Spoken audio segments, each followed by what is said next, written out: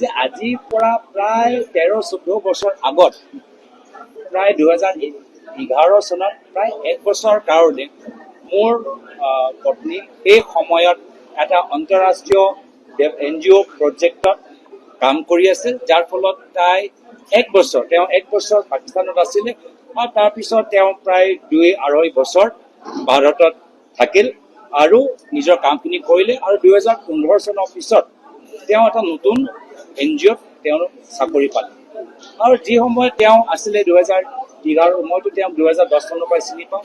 ময়ো এবাৰ সাংসদ নথকা সময়ত 2013 চনত সাংসদ নথকা সময়ত লোকসভা সমষ্টি নিৰ্বাচন পূৰ্বে আমাৰ দুয়োজনৰ বিয়া পিছত আমিও এটা ব্যক্তিগত আমি পাৰ্চনেল ট্ৰিপ আমি লৈ আমি পাকিস্তানলৈ গ'লো।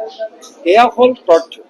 ইয়াৰ উপৰিও যি তৰ্কা মছলা যি মুখ্যমন্ত্ৰী হিমন্ত বিশ্ব শৰ্মা ডাঙৰীয়াই লগাইছে, আমাৰ সেইটোৱে প্ৰশ্ন কি যদি তেওঁলোকৰ কোৱা মতে কিছু গেৰ কানুনী কাম, কিছু ইলিগেল কাম যদি কৰা গৈছে, প্ৰায় 12 বছৰ কেন্দ্ৰ চৰকাৰ মনে মনে চুপচাপ কিয় আছে? 12 বছৰ চৰকাৰ কিয় কি কৰি আছে? CID CBI কি কৰিছে? আৰু সকলোৱে দেখিছে মই বিৰোধী দলৰ সাংসদ হিচাপে কেনেদৰে সদনৰ ভিতৰত মই চৰকাৰক সমালোচনা কৰোঁ।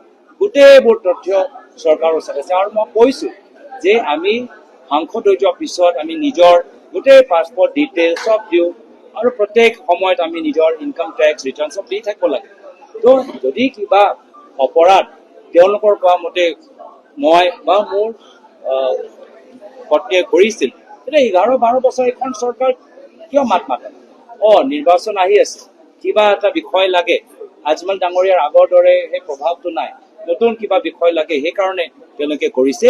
অসমৰ ৰাইজক ইমান সহজ সৰল আপোনালোকে নাভাবিব, অসমৰ ৰাইজে বুজি পাইছে যে আজিৰ পৰা প্ৰায় 13-14 বছৰ আগত প্ৰায় 2011 চনত প্ৰায় 1 বছৰ কাৰণে মোৰ পত্নী এই সময়ত এটা আন্তঃৰাষ্ট্ৰীয় NGO প্ৰজেক্টত কাম কৰি আছিল, যাৰ ফলত তাই 1 বছৰ পাকিস্তানত আছিলে আৰু তাৰপিছত তেওঁ প্ৰায় 2-2.5 বছৰ ভাৰতত থাকিল আৰু নিজৰ কামখিনি কৰিলে আৰু 2015 চনৰ পিছত তেওঁ এটা নতুন NGOত তেওঁ চাকৰি পালে আৰু যি সময়ত তেওঁ আছিলে 2011 মইতো তেওঁ 2010 চনৰ পৰা চিনি পাওঁ।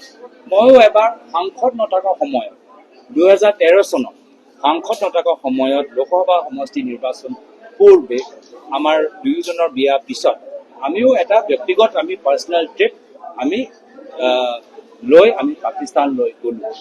এয়া হ'ল তথ্য। ইয়াৰ উপৰিও যি তৰ্কা মছলা যি মুখ্যমন্ত্ৰী হিমন্ত বিশ্ব শৰ্মা ডাঙৰীয়াই লগাইছে, আমাৰ সেইটোৱে প্ৰশ্ন কি যদি তেওঁলোকৰ কোৱা মতে কিছু গেৰ কানুনী কাম, কিছু ইলিগেল কাম যদি কৰা গৈছে, প্ৰায় 12 বছৰ কেন্দ্ৰ চৰকাৰ মনে মনে চুপচাপ কিয় আছে? 12 বছৰ চৰকাৰ কিয় কি কৰি আছে? CID CBI কি কৰিছে? আৰু সকলোৱে দেখিছে মই বিৰোধী দলৰ সাংসদ হিচাপে কেনেদৰে সদনৰ ভিতৰত মই চৰকাৰক সমালোচনা কৰোঁ। গোটেইবোৰ তথ্য চৰকাৰৰ ওচৰত আছে আৰু মই কৈছোঁ যে আমি সাংসদ হৈ যোৱাৰ পিছত আমি নিজৰ গোটেই পাছপৰ্ট ডিটেইল চব দিওঁ আৰু প্ৰত্যেক সময়ত আমি নিজৰ ইনকাম টেক্স ৰিটাৰ্ণ চব দি থাকিব লাগে। তো যদি কিবা অপৰাধ তেওঁলোকৰ কোৱা মতে মই বা মোৰ পত্নীয়ে কৰিছিল, তেতিয়া 11-12 বছৰ এখন চৰকাৰ কিয় মাত মাতে? নিৰ্বাচন আহি আছে, কিবা এটা বিষয় লাগে, আজমল ডাঙৰীয়াৰ আগৰ দৰে সেই প্ৰভাৱটো নাই, নতুন কিবা বিষয় লাগে, সেইকাৰণে তেওঁলোকে কৰিছে। অসমৰ ৰাইজক ইমান সহজ সৰল আপোনালোকে নাভাবিব, অসমৰ ৰাইজে বুজি পাইছে।